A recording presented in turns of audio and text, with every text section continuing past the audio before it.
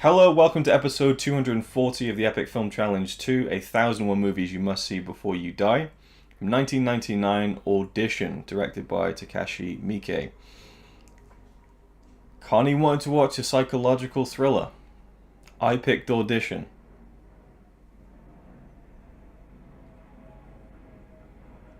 How did that work out? Why don't you start? Connie wasn't too impressed with this film. So, Audition is an interesting film. I say that a lot, but it's an interesting film. It starts off a bit like a romantic comedy. You have our main character, and I can't remember any of the characters' names really, but main character, he's a father, he's a husband, and his wife dies at the beginning of the movie. We flash forward, I think, 7 years. His son is now a teenager, and his son says, Dad, you need to get out there and just find a wife again. It's about time, And he's like, well, I don't know, maybe I should. He speaks to his co-worker about this, and his co-worker says, well, how about we set up an audition for a fake TV show? And we'll get all these women in, and you can be the casting, Director? Casting director, yes. And you can kind of find someone who you like, basically. And when it gets to the scene when they're both sat there and all these women are coming in, it's edited like a romantic comedy. Like the music's very light and bouncy, there's jokes and things. And then he gets this one woman, catches his eye basically, and he gets really intrigued by her. He was intrigued by what she wrote first, right? Yes, he had all these he knew it was her. Yeah, he had all these audition slips, kind of questionnaires the actresses would put in, and so he was interested by this woman and by her picture, and when he met her in the casting room, he was even more intrigued, and then he's kind of got his mind set on this one woman, and then he starts to kind of romance her a little bit. And she's very timid. She's very kind of low-key. He's very much chasing her in this situation. And then it becomes apparent that she isn't all that she seems to be. Yeah, but only after 2/3 of the movie's done. Yes. It takes its time getting to that point. But once it gets to that point, it's beyond the point of no return. It gets really fucked up. Probably the academic term I think they would use in schools. I kind of feel like they were trying to.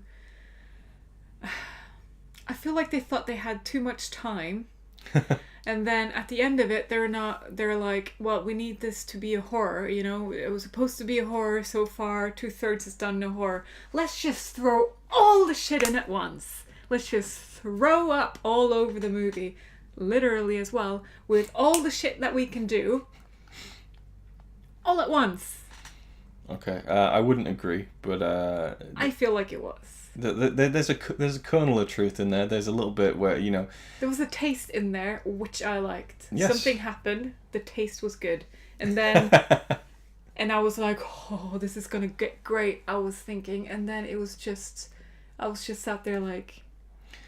Well, he gets together with this girl, and I loved the scene when they first are intimate with each other. I think it's a beautiful scene, really well done. One of the best kind of sex scenes I've ever seen, because it isn't really a sex scene. It's about the build up to it, and then they don't go into explicit detail, and I thought that was really well done. I agree. I just thought that was a real standout point of the whole movie for me. It was just really well shot, acted, and the way they chose to kind of not show certain things, I thought was really well done. It was kind of like you could hear a pin drop kind of moment. Yeah, it really drew you in. It had an atmosphere to it. Like you held your breath a little bit, maybe. Yeah. Yeah. And at this point, I think we'll go into spoilers with it. I think if you're watching this video, you've seen the film. I know a lot of people have seen it. It's one of the more famous kind of Japanese horror films. So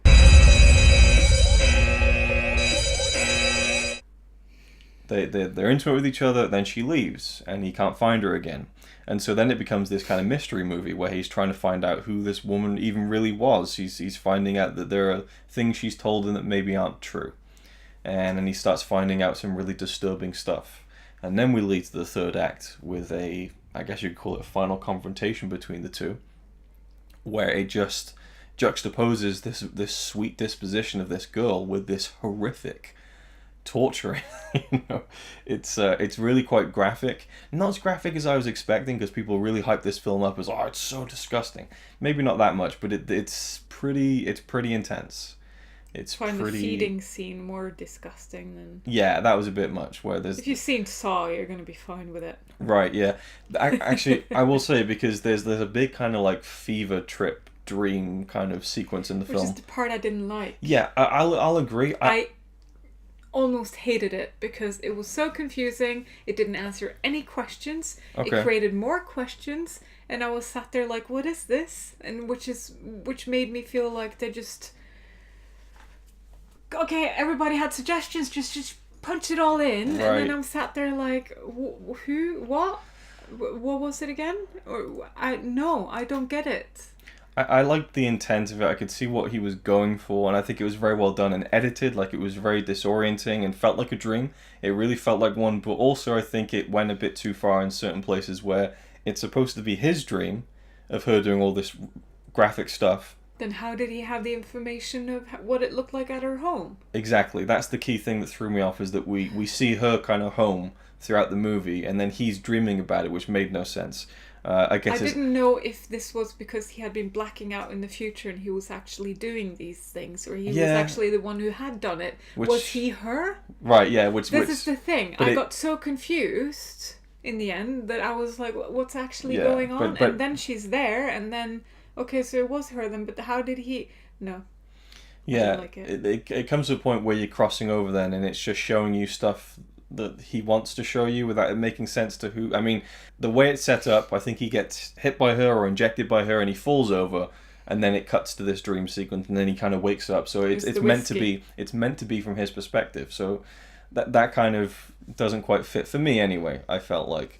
But there is a real power, a real horrific power to that scene at the end, like when she's sticking the needles in him, and she's just like, deeper, deeper, deeper, and she's like, it's just really, again, it's the mixing of that sweet disposition she has, just really timid and meek, and then having this really horrific kind of sociopathic proficiency with torturing people, you know, when she's cutting it with the cheese wire. Oh, horrible, absolutely horrible. And then when the son comes home, when I just was like on the edge of my seat, like, what the hell is going to happen next?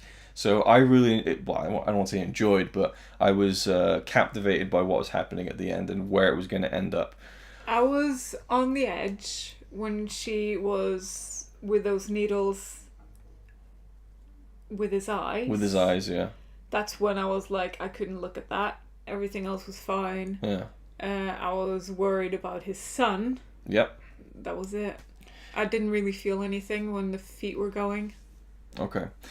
It was a nasty sound, but...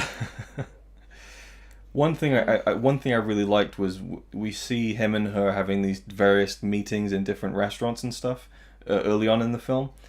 And she tells him certain things about her family, and she's kind of a bit cagey about it. She doesn't give him too much. And then when we have the dream sequence, we go back to that.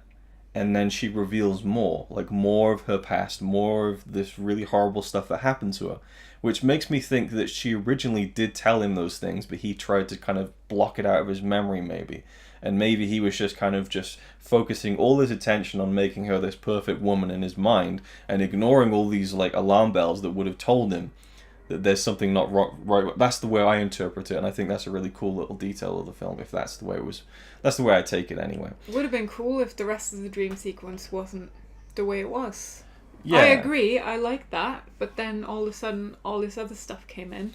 You learn, and then you see those mistakes, like with the tongue and stuff. You learn exactly why she is the way she is without her ever saying, well, this happened to me. You know, I liked how it was showing it through different means, like the dream sequence, but then there's the bit where she cuts off the head of her instructor at the ballet school, which I don't know if that was real, because he'd already met that guy. So there's these little things that I think maybe, I don't know, looking into it more and kind of watching the film again might reveal more of those details. But for me, I thought it was a very good film. I enjoyed it a lot. I thought it had a great sense of unease towards it in the second half. And like I said, that scene when they kind of are first intimate with each other was really well done.